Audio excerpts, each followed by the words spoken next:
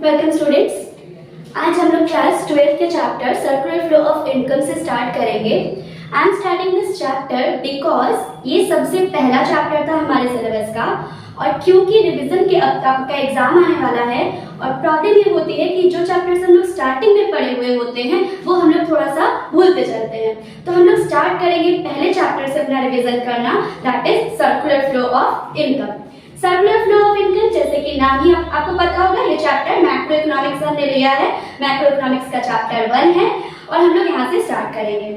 तो जैसे चैप्टर का नाम है सर्कुलर फ्लो ऑफ इनकम, तो सर्कुलर का क्या मतलब होता है? सर्कुलर का मीन्स सर्कल, आपने पढ़ा हुआ होगा चैप्टर। सर्कुलर का मीन्स सर्कल, और किस चीज का सर्कल? इनकम का सर्कल। मीन्स इनकम किस तरीके से प्रोडक्शन से लेके पूरा सर्कल घूम के वापस दोबारा से प्रोडक्शन हाउस तक आता है, हम लोग यही पूरे चैप्टर में पढ़ने वाले हैं। चैप्टर में हमको देखना है कि कितने इकोनॉमी के कितने सेक्टर्स होते हैं। जैसे कि हमको पता होगा कि there are 4 sectors in our economy. First is household, second is firm, third is government and fourth is rest of the world। तो इन चारों सेक्टर्स के बारे में हम लोग 1 by 1 डिटेल में पढ़ेंगे। उसके बाद हम लोग 2 ऐसे टॉपिक्स के बारे में पढ़ेंगे जिससे आपके पेपर में सबसे ज्यादा क्वेश्चंस आते हैं, that is stock concept and flow concept. बात यह है कि चैप्टर के क्वेश्चंस इस चैप्टर में से तो आते ही आते हैं, लेकिन इस चैप्टर के क्वेश्चंस को दूसरे चैप्टर से रिलेट किया जाता है। जैसे आपसे पूछा जाएगा कि बैलेंस ऑफ पेमेंट किस टाइप का कॉन्सेप्ट है, स्टॉक कॉन्सेप्ट है या फ्लो कॉन्सेप्ट है।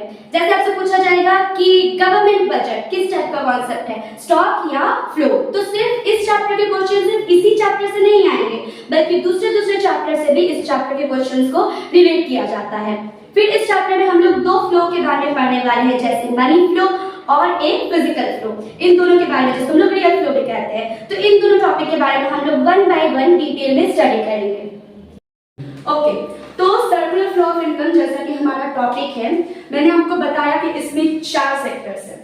तो अगर हम लोग अपनी इकोनॉमी की बात करें तो इकोनॉमी को हम लोग 4 सेक्टर्स में क्या कर सकते हैं, डिवाइड कर सकते हैं। और वो 4 सेक्टर्स क्या क्या है?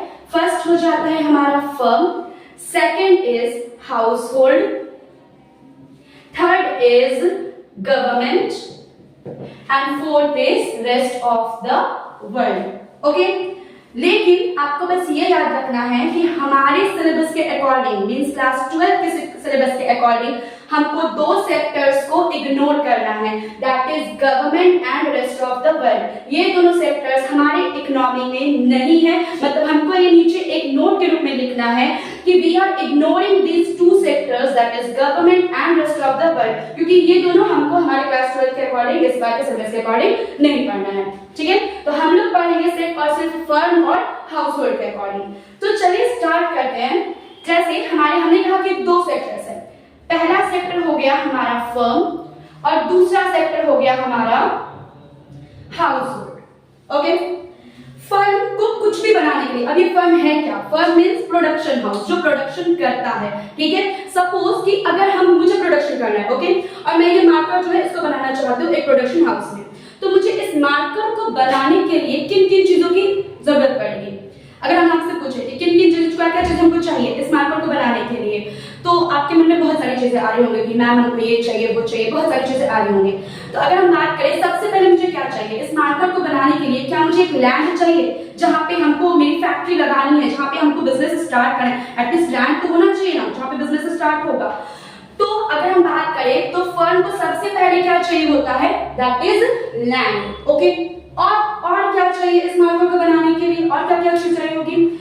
आपने कहा कि चलिए ठीक है मैम को लैंड चाहिए। अब आप कहोगे मैम इसको बनाने के लिए लैंड के अलावा लेबर भी तो होनी चाहिए जो इस मार्कर को बनाएंगे। तो सेकंड चीज क्या हो जाएगी हमारी, दैट इज लेबर।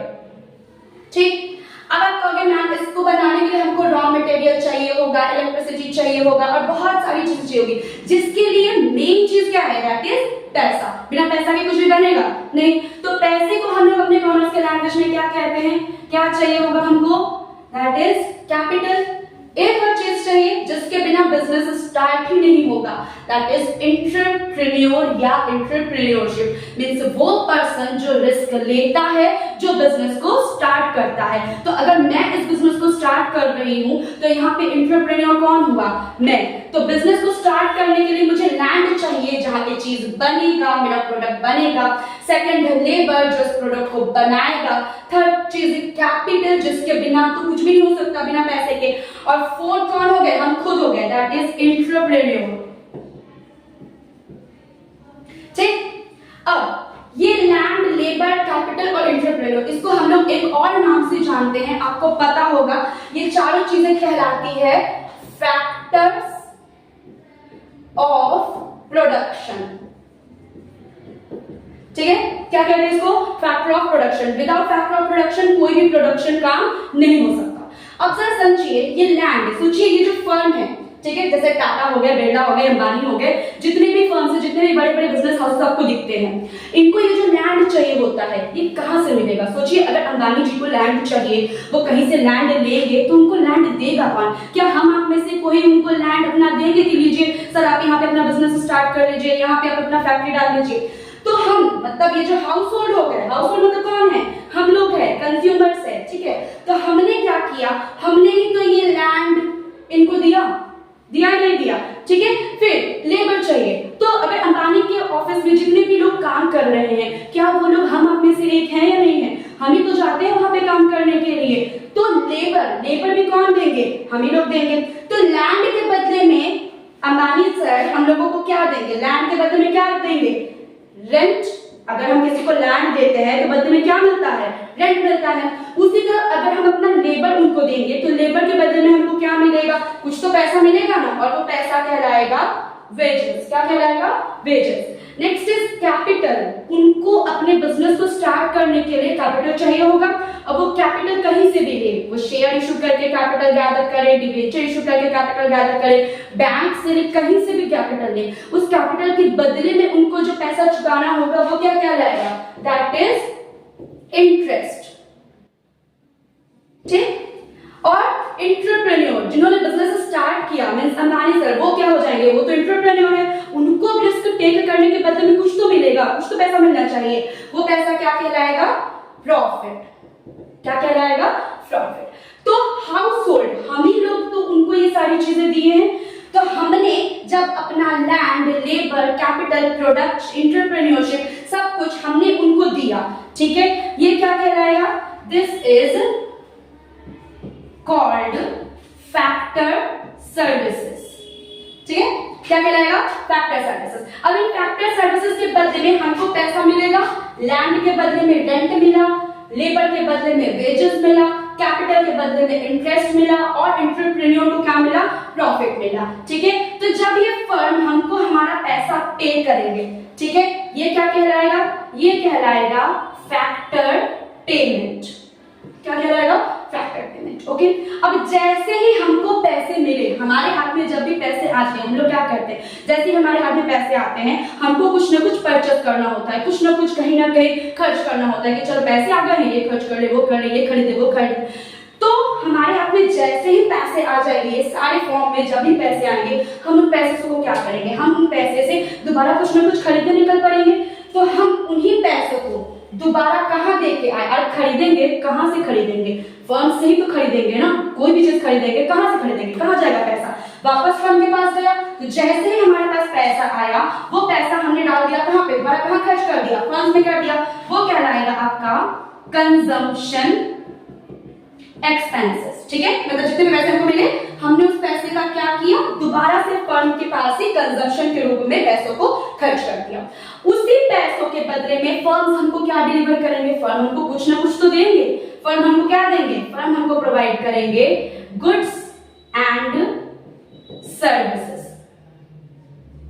ठीक है, क्या प्रोवाइड करेंगे, गुड्स एंड सर्विसेज। अब ये जो सर्कल है, ये गोल गोल गोल गोल घूमता रहेगा, यही नाम है सर्कुलर फ्लो ऑफ इनकम।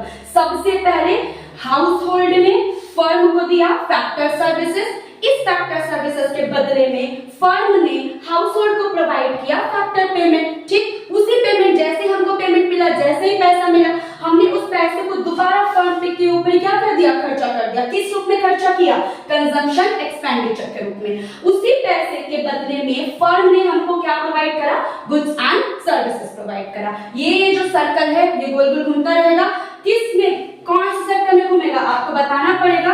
ये वर्क करेगा टू सेक्टर इकोनॉमी में।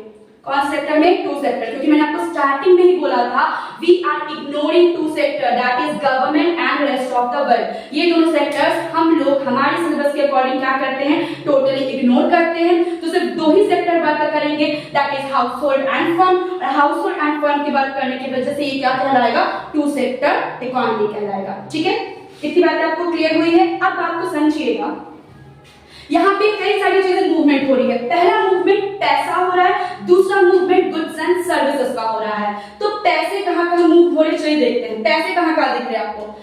अगर हम आपसे पूछे कि पैसे कहाँ दिख रहे हैं, आप कहोगे मैम एक तो कंजम्पशन एक्सपेंसेस के रूप में हम लोग पैसे मूव कर रहे हैं, हम लोग पैसे दे रहे हैं, एक पैसे का मूवमेंट यहाँ हो गया।